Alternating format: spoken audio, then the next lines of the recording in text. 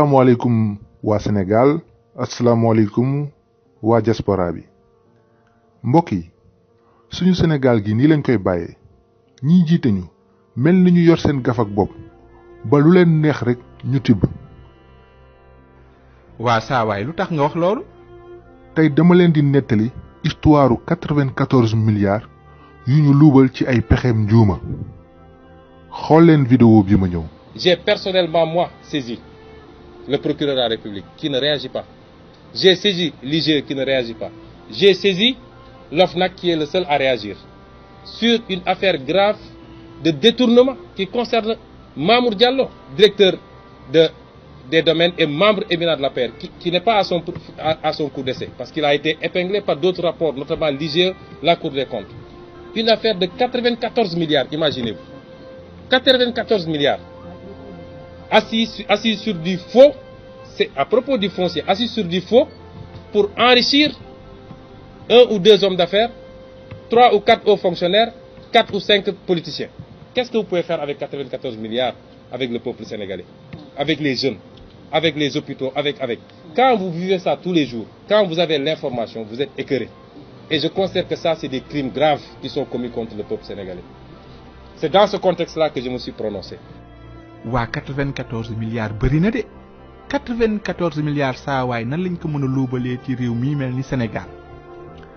tey laa lay leeral waa Sénégal ni mbir mi demee déglu leen ma bu baax waa kër Ndiaga Ndoye dëkk Tëngéej ñoo moom terrain bu toll ni 256 hectares fee ci Kër Massar maanaam ñaari téeméer ak juróom fukk ak juróom benn hectare noonu la terrain bi toll ci atum 1978 société bii ñu naan Sayim Indépendance te Jëli Mbay moomoon ko ndem si yàlla si moo ñëw ne ñoom ñoo moom suuf si waa kër Ndiaga Ndoye bañ loolu yóbbu mbir mi si yoon ñuy yëg ka wàcc di yëg ka wàcc di yëg ka wàcc ba atum 2012 àttekat bi maanaam tribunal ne suuf soosee waa kër Ndiaga Ndoye ñoo ko moom nañ leen ko delloo.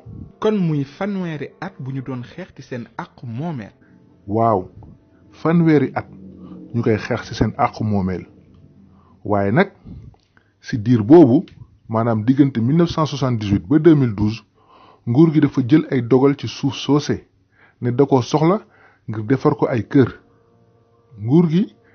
jël luñ naan mesure d'expropriation teg ko ci ab décret bu 1997.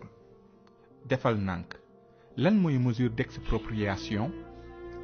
mesure d'expropriation boo ko déggee mooy état bi nguur gi day soxla suuf wala alal bu ay nit moom wala benn nit moom mu ñëw gis nit kooku ne ko lii dama ko soxla ngir def ko mu jëriñ ñépp nangu ko ci yow waaye nag daf lay jox ndàmpaay.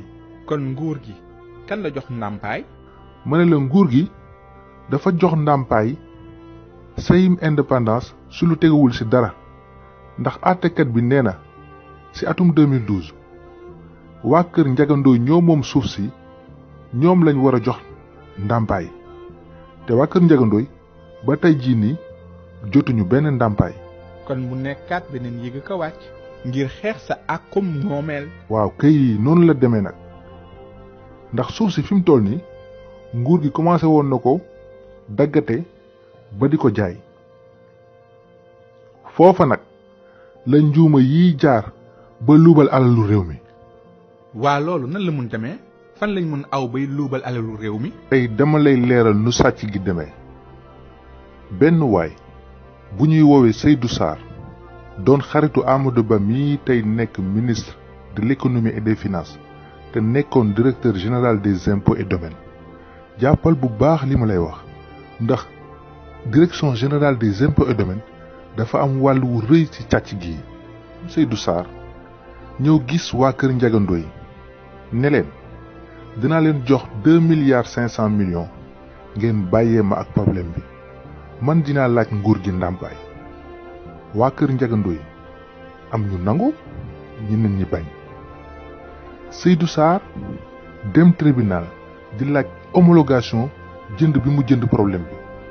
saawaay lan mooy homologation. homologation bu tribunal boo ko déggee mooy jënd bi waa ji jënd kayit gi nga ko jox ne ko jaay nañ ko problème bi moom pour kayit googu am valeur mu mën koo teg ci table ji pour mën a laaj ak il faut que tribunal nangul ko loolu la ñuy wax procédure d'homologation waaye nag tribunal dafa bañ homologation boobu ci novembre 2016 teg ko ci article 30 bu loi 76/67 du 2 juillet 1967 tribunal ne waa ji àqu ndàmpaay bi nit di am ci nguur ginnaaw ba mu nangoo suufam kenn mënu koo jaay waa ji yemul foofu de mu def appel bi mu demee cour d'appel le 11 janvier 2008 cour d'appel dëggal àtte bu njëkk bi loolu lu muy tekki mooy waa kër Ndiaga Ndoye rek ñoo am sañ-sañu laaj ndàmpaay ba léegi. waa xanaa loolu war a jeexal wax bi nag. waaye Seydou Sarr dafa sax ci njublang gi mu bëgg a njublang réew mi ci kaw loolu moom Seydou Sarr mu dem gis waa l'impôt di laaj ndàmpaay Seydou indaale ñaari kayit yu teguwul ci dara ne moom suuf si teg ko ci ñaari société yu bokkul waaye mbokk yi li doy waar ci mbir mi mooy réunion commission bi natt njëgu suuf si dafa jiitu bés bi ñu ne moom la Seydou Sarr signé kayit yi. waa loolu nu mu mën a nekkee leeralal ma loolu bu baax a baax.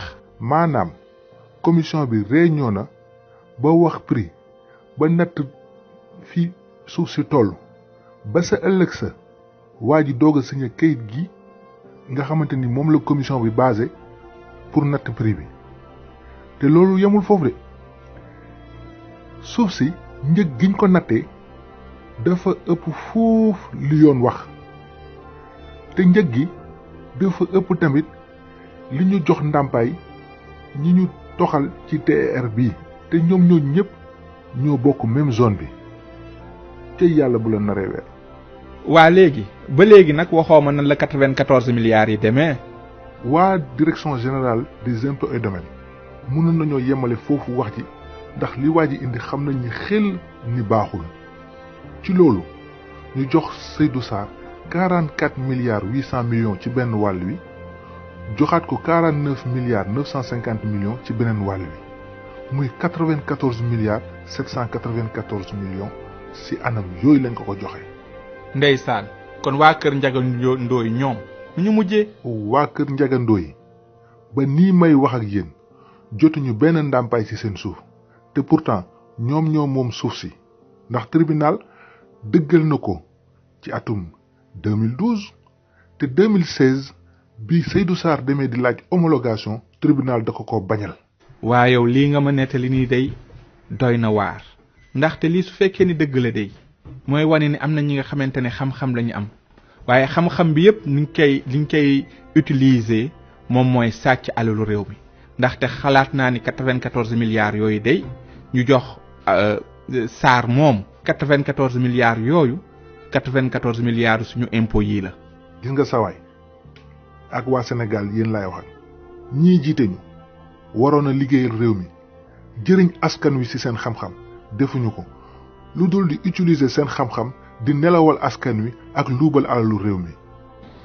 J'ai personnellement moi saisi le procureur de la République qui ne réagit pas. J'ai saisi l'IGE qui ne réagit pas. J'ai saisi l'OFNAC qui est le seul à réagir sur une affaire grave de détournement qui concerne Mamour Diallo, directeur des domaines et membre éminent de la paire, qui n'est pas à son coup d'essai, parce qu'il a été épinglé par d'autres rapports, notamment l'IGE, la Cour des comptes. Une affaire de 94 milliards, imaginez-vous. 94 milliards. Assis sur du faux, c'est à propos du foncier, assis sur du faux pour enrichir 1 ou 2 hommes d'affaires, 3 ou 4 hauts fonctionnaires, 4 ou 5 politiciens. Qu'est-ce que vous pouvez faire avec 94 milliards avec le peuple sénégalais, avec les jeunes, avec les hôpitaux, avec. Quand vous vivez ça tous les jours, quand vous avez l'information, vous êtes écœuré. Et je considère que ça, c'est des crimes graves qui sont commis contre le peuple sénégalais. C'est dans ce contexte-là que je me suis prononcé.